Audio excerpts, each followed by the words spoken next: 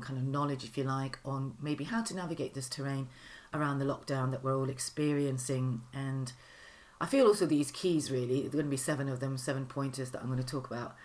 But just these 7 keys will definitely, hopefully, give you some ideas, maybe help you along the way for this duration. And I will be hopefully uploading some more tidbits regarding your health and any holistic health and any kind of life training or guidance that I can give you. So we're going to start firstly with connecting to Mother Earth. Okay, Mother Earth is another word for respecting the earth that we're on, and it's really important at the moment to get the nurturing and the nourishment from the outdoors, from the planet itself. You just take a walk to the nearest park, to the riverside, wherever you are, and it could be in your garden as well. Particularly nice to do though when you've got a big expansive space. You know, you want to feel the sun rays coming down through your body, and you want to just imagine clearing out all the debris of this recent panic. There's been some aggression on the streets, you know, people sort of buying more than needed, and a whole lot of multitude of sort of icky kind of energy. Okay, you know, it's upset a lot of people. There's been lots of conversations that people have been having around that, lots of debate. And I've also heard different advice as well. But this is my kind of guidance for you. And I really suggest going outside and connecting to your body and really feel that you're connecting to the earth. You do that just quickly by actually getting your feet really firmly planted on the grass, the bare grass or bare feet on the grass. Or just if you're, you know, want to keep your trainers on or your shoes on, of course, the most important thing is you're just outdoors and really lengthening up from the ankles, pressing your feet down, and lengthening all the way up through the legs, and imagine inhaling and taking the breath all the way up through the body, all the way above to the crown of your head, and then just breathing out all the way down as well. This will really help to keep your energy levels on an even keel. And this is the kind of stuff you can actually do at any time and ought to really be in your kind of like personal first aid kit, if you like. It's very grounding, it is very healing, and right now I think we all need to stay grounded, stay in our own centered healing power, if you like, and you know, sort of build our own immune system from the negative energy that's around, the fear and the panic. Okay, it's very root chakra stuff, this being one of the first keys. Okay, it's to do with your boundaries, it's to do with fear, it's to do with feeling stable and all these sort of elements. And I'm not going to go into too much of a great detail, but I do recommend that you do go outside and sort of just really enjoy and bask in the time some of you have actually managed to get now, that with not having to go to work, there is more time, and that's something you can all do individually or with your family.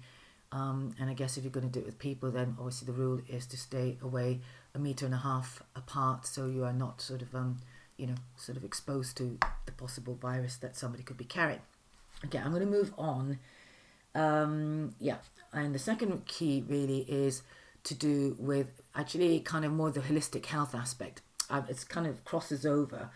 Holistic health really, as you might be sort of, as it sort of says, you know, it is to do with your spirituality, it's to do with your physical body, it's to do with your mental body as well as your emotional body. So again, going outside is one area and one aspect that you can really get that. Obviously nutritionally, really, it's you know, I recommend that you eat as well as you can and as closest to nature as you can. I do know, and I'm aware that this virus is also you know, an offshoot, if you like, or has derived from the fact that we've actually crossed the line, or that the lines have been crossed from the human to eating wild animals. And this is how the virus is thought and is professed to have started, and it's probably very likely to be a major cause of that. And this is why, of course, it is very hard to work with or to defy and get the medical help that one really needs, and creating deaths around, you know, which is very sad indeed. But in any case, it is really important that you kind of just keep your whole mental body, your emotional body, your spiritual body, and your physical body healthy as much as you can. And it is a daily practice, and it's something you can really bring in. Now, I also want to move into the second key, which is to do with, I think we can use this time really as a point of inspiration. Again, going out in nature could really inspire you, seeing something really beautiful, you know, for those who live out in the country or have, you know, the elements of not being in a city, put it that way, but you can actually technically find beauty anywhere. But I also would like to sort of recommend, while we're indoors and being sort of, in a lockdown at home, it's a really good time maybe to sort of start looking at reading inspirational material, looking at some films that maybe you've not been able to see, reading, watching films, and really gathering some sources of inspiration that could really kind of light you up. These will be challenging times for a lot of people as well, if you're sort of in a family unit that you've not actually used to having your partner there as well as your children at home. And I'm sure it's going to really, really fray a lot of people up and literally fry it. But I'll come to that shortly, because that is going to be the area we're going to look at, one of the keys. But I feel like looking out at nature, reading inspirational books, maybe thinking of inspirational ideas, possibly for some of you as well, that if, maybe not been really turned on by your work, or you find that your work has actually ridden its course, this is a really good time. You might find that you're really relieved not to be at work, and this could be an opportunity for you to start maybe jotting down some ideas of how you'd like to start living your life. And this sort of, there's always good for something come out of something bad. So my cat's outside the window, so it's really distracting me. But in any case, yes, and you just turn it on its head, and possibly you might want to sort of think about, how would I really like to live now that you've kind of going to be starting to, because this is different from a holiday, okay? This isn't a no choice situation, and we don't know, nobody knows how long it's going to be, the lockdown, and what the experience is going to be, so take it in your stride, ride the wave, and and use this time maybe to sort of go inward and start jotting down some ideas about how you'd like to live, or what is your inspiration, or is there any hobbies you'd like to start taking up, and you might already would like to use that time to do that. Okay, and I'm going to move to the third key, which is to do, I feel, with your solar plexus, which is very important. It's about your personal power. Now, this is really important that you hold on to your power at this time, be it outdoors. I know there's been a lot of dispute about sort of toilet papers and how many people are buying anything. And I really feel that, this is about not getting roped in or sucked into somebody else's lane of aggression. I mean, just like the other day, there was a cafe that had left, put some bottles of milk and whatever else, some, kombucha and some soft drinks out, and it said, please help yourself. So obviously clearly they were closing down, and they decided to get rid of some of the stock that was going to last.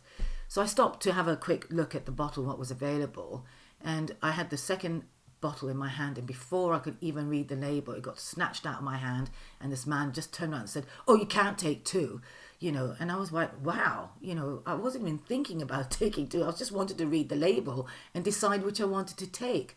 It was a very aggressive move on his part, and it was very unpleasant. But I decided that I'm not going to let that get to me, and this is what's going to happen, unfortunately. People are getting shirty, rude, aggressive. I was just glad just to be walking on down the street, and, I got a ginger kombucha, so I was happy with that anyway. So be mindful of people's actions, and know it's not about you, and it's just about how people are reacting. And it's possibly bringing the worst out in some people as well, be it through fear or anything. But all you can do is you hold on to your personal power. Okay, you do that by thinking about your core, and just engage in disengaging from people like that. Okay, or even in your mind, because there's no point carrying it. Okay, so I'm going to move on, and the fourth one is to do with your heart. This is really important, and I want to bring back the family dynamic here, or with people.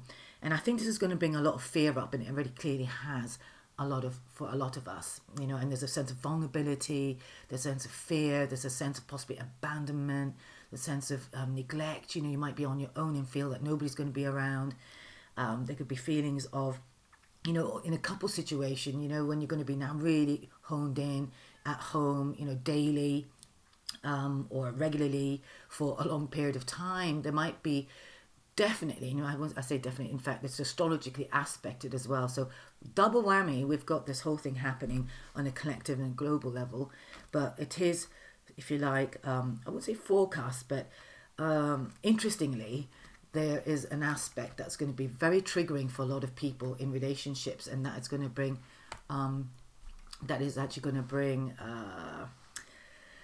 Yeah, I can guarantee it's going to bring your inner child out. Okay, it's going to be like, the childish sense of self that's going to say, well, it's my turn and this is what I want, and it's not fair, and I'm really scared, and whatever. We can be projecting all that onto our partners, into our children, and the children be nagging you, and all kinds of things could be happening.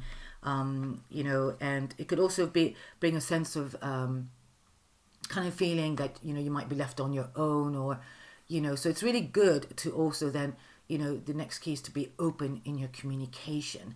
Very important how we communicate, and if there's any misunderstandings, that we can be open and patient with each other to understand what the other is saying and what the other person needs.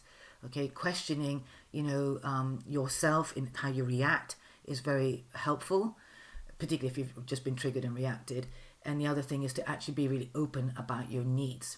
So it would really be, I would really like it that I can see you at a certain time, or I would really like it that I have some space. Maybe you want to carve out some space separately, so you have your personal time away from the kids and your husband, or your husband and your wife, or your partner and whatever. But, sort of really be clear on the kind of ground, maybe structural rules that you can put in to make it work. I think a bit of flow and flexibility is really important, though, at this time.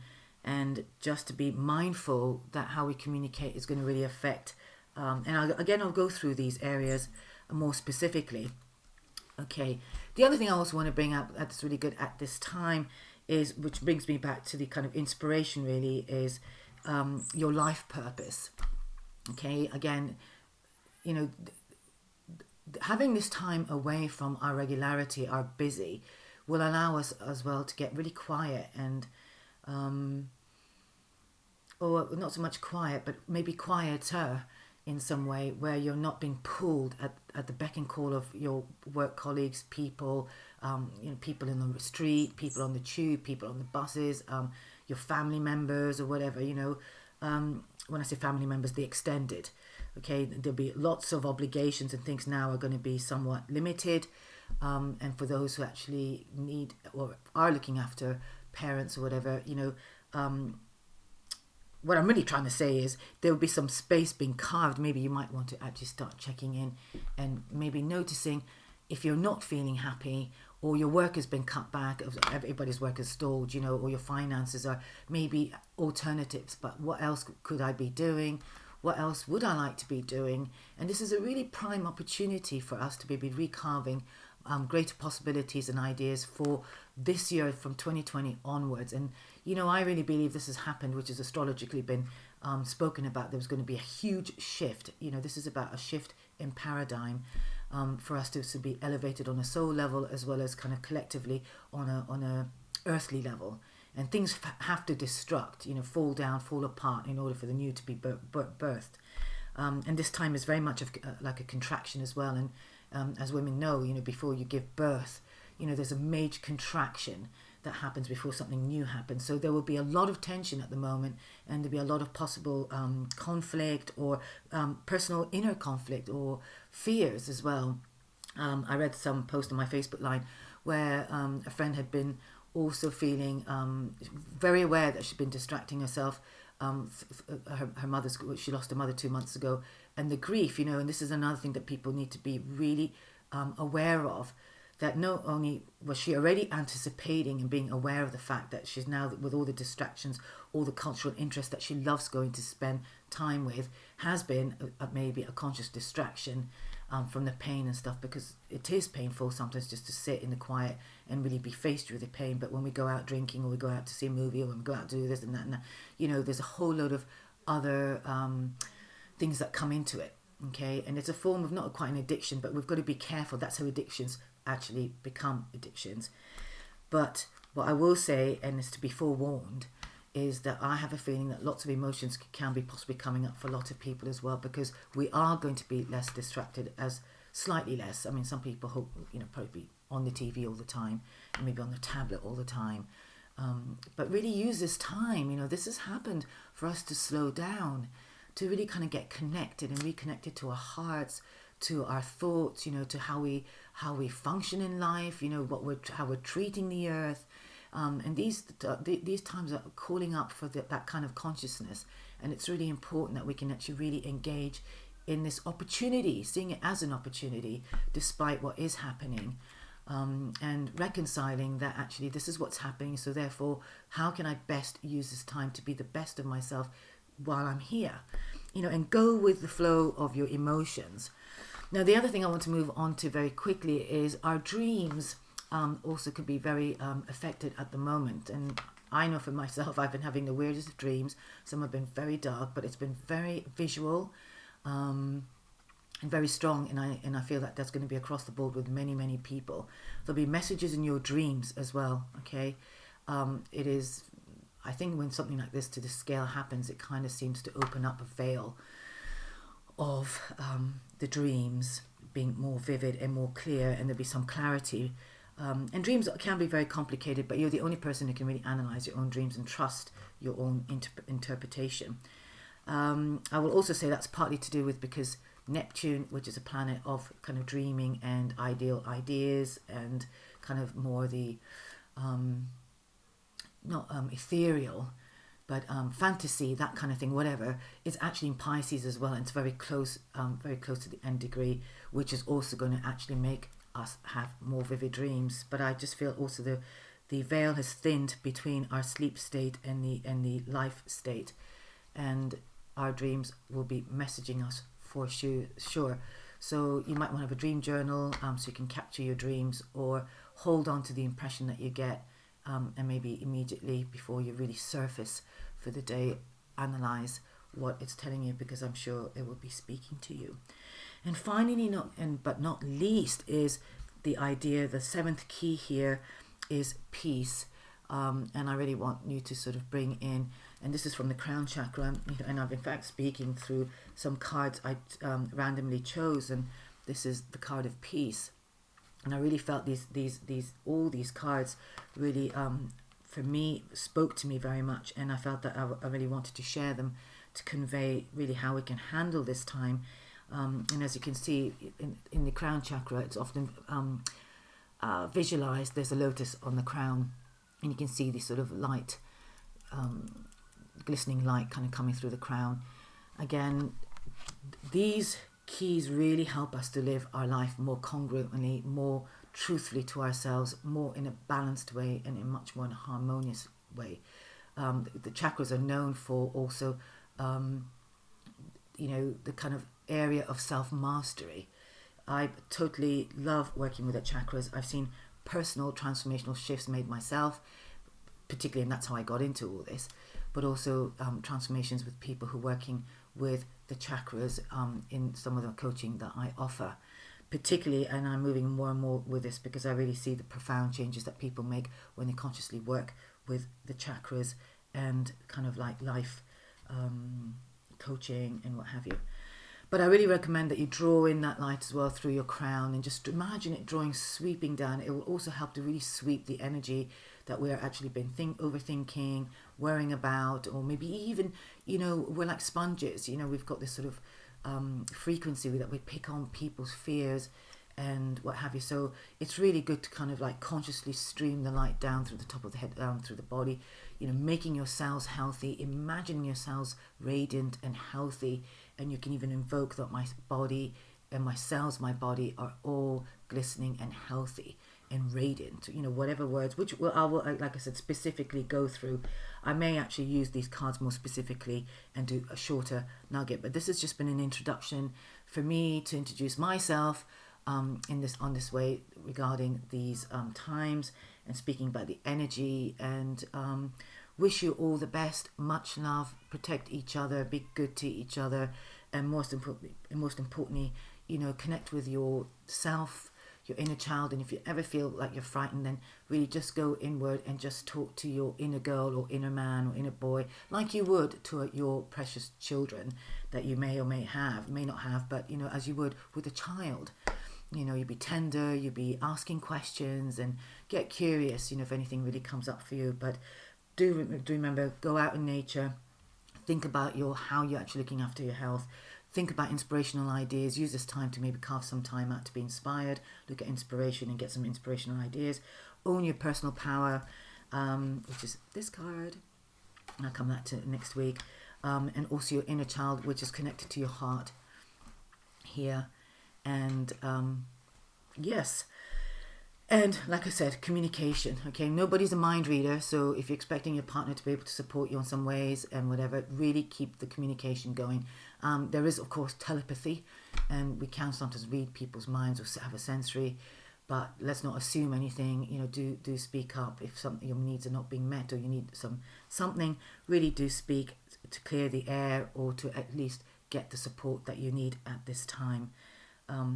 Mind your dreams, make note of them, and I really bless all of you with lots of peace and lots of love. Bye for now.